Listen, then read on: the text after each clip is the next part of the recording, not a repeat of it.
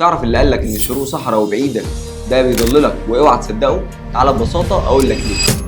انا جاسم وليد مستشارك العقاري، ودي سلسله دليلك للمدن الجديده، والنهارده هنتكلم عن مدينه الشروق. اول حاجه لازم نعرفها عن اي مدينه مساحتها بتكون قد ايه عشان نعرف حجم الاستثمارات فيها او حجم السكن فيها بيكون شكله ايه. مدينه الشروق مبنيه على 9200 فدان، ودي تعتبر مساحه متوسطه واقرب انها تكون مدينه صغيره، وده بيكون سهل السيطره عليها، وده ملحوظ جدا في الشوارع من حيث الامان والبوابات. وهي بتكون مدينه خضراء بالكامل، مدينه سكنيه بالكامل، مفيهاش اماكن للصناعات والمصانع زي معظم المدن زي مثلا بدر والعاشر والعبور او حتى التجمع.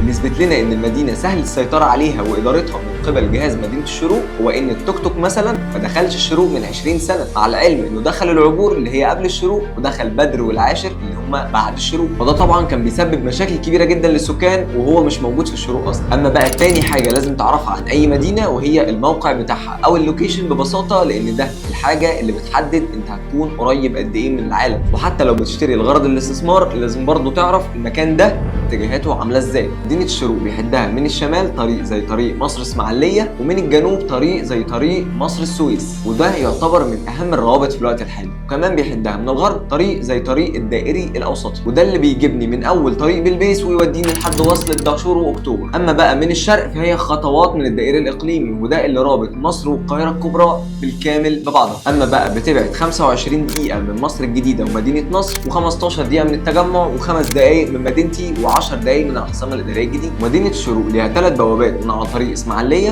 و3 بوابات من على طريق السويس، وبتتقسم لجزئين زي ما هو منتشر، الشروق 1 والشروق 2.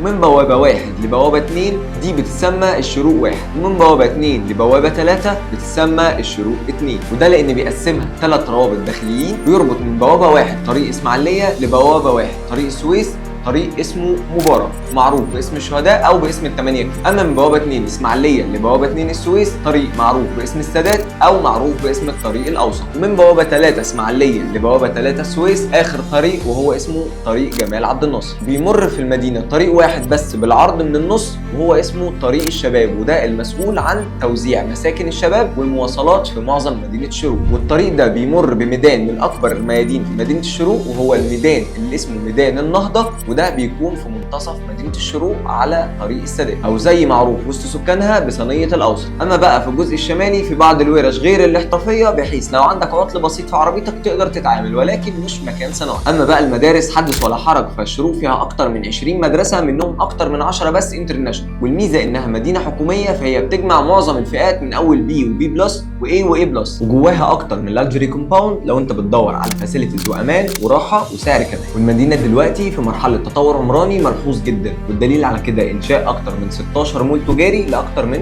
12 مطور عقاري، وده في اخر سنتين بس، وبالاضافه لاكتر من 6 كومباوند سكني اللي تم الاعلان عنهم في اخر سنتين برضه. وكمان متوقع في السنتين الجايين وجود ضعف العدد ده واكتر، وده اللي بيعلي العائد الاستثماري لاي حد بيفكر يشتريه دلوقتي. اما بقى بالنسبه للتقسيم فهي بتتقسم لشروق 1 وشروق 2. شروق 1 معظمها فيلات، اما الشروق 2 فهي فيها بعض الفيلات ولكن الاغلب عمارات، وده لان الشروق بتتكون من 12 حي و9 مناطق اللي بيتقسموا لان الشروق 1 يكون فيها 9 احياء سكنيه، والشروق 2 يكون فيها 3 احياء سكنيه و9 مناطق سكنيه. بيبدا العد من الحي التاسع عند كارفور الشروق، وده عند بوابه 1 طريق اسماعيليه، مرورا بالحي الثامن واحنا بننزل ناحيه الجنوب، الحي السابع للحي السادس لحد كمان الحي الخامس، وده بيكون عند سبانيس وعند الجامعه البريطانيه، ده بيكون عند بوابه 1 طريق السويس. كل الاحياء دي مطله على الرابط الاول او على طريق مبارك، وانا بلف وبرجع من على طريق السادات بعد الحي الخامس بطلع لفوق بالحي الرابع، وبعد كده الحي الثالث، وبعد كده الحي الثاني، وبعد كده الحي الاول، ده بيكون جنب الحي التاسع. ودي كده الشروق 1 اللي بتتسمى مجموعه احياء غرب. وفي منتصف الجزء السفلي في شروق 1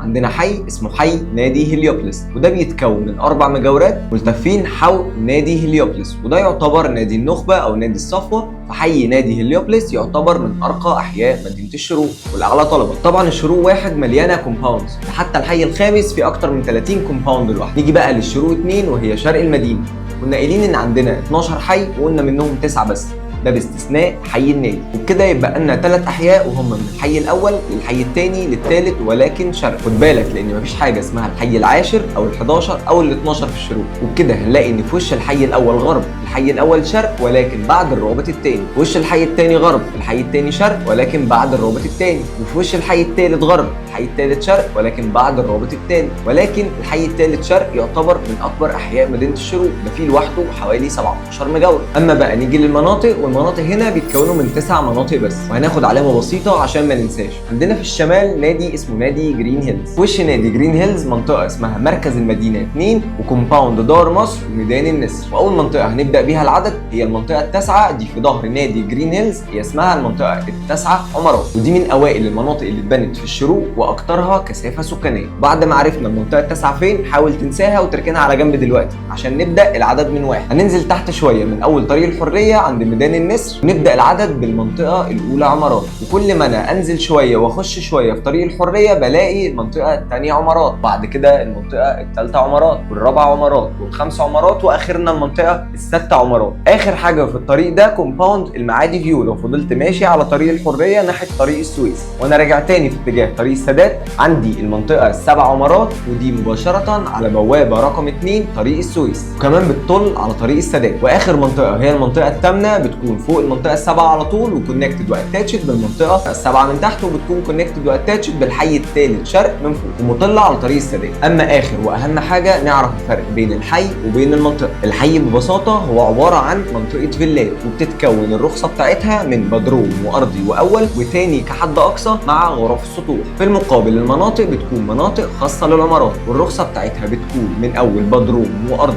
واول وتاني والتالت كحد اقصى، وبالاضافه لغرف السطوح اللي ممكن في المستقبل يتم التصالح عليها كدور رابع. تاني واهم حاجه وهي نسبه الانشاءات. في الفيلات نسبه الانشاءات بتكون حوالي 50% للدور، وده الافريج بتاعها، مع الصعود بالدور المتكرر ممكن توصل ل 55. اما في العمارات نسبه الانشاءات بيكون الافريج بتاعها من 60 ل 65% من مساحه الارض، وده طبعا بيفرق في عدد السكان في كل مبنى، اللي بالتالي بيفرق في الضغط على المرافق وعلى الشوارع. وعشان كده ممكن نلاقي ان الحي اغلى شويه او ارقى شويه من المنطقه. ده بالاضافه ان الحي ممكن تبني فيه فيلا وتقسمها لشقق، ولكن تقريبا مستحيل تلاقي في العمارات عماره سنجل فاميلي او معموله لاسره واحده. وبكده اكون حاولت اشرح لك كل حاجه عن مدينه الشروق ببساطه. لو مهتم تعرف اكتر او عندك استفسار او محتاج استشاره مجانيه، اكتب لي في الكومنتس كلمه كونسلتيشن، ولو عجبك الفيديو قول لنا رايك وهطلع لك تاني.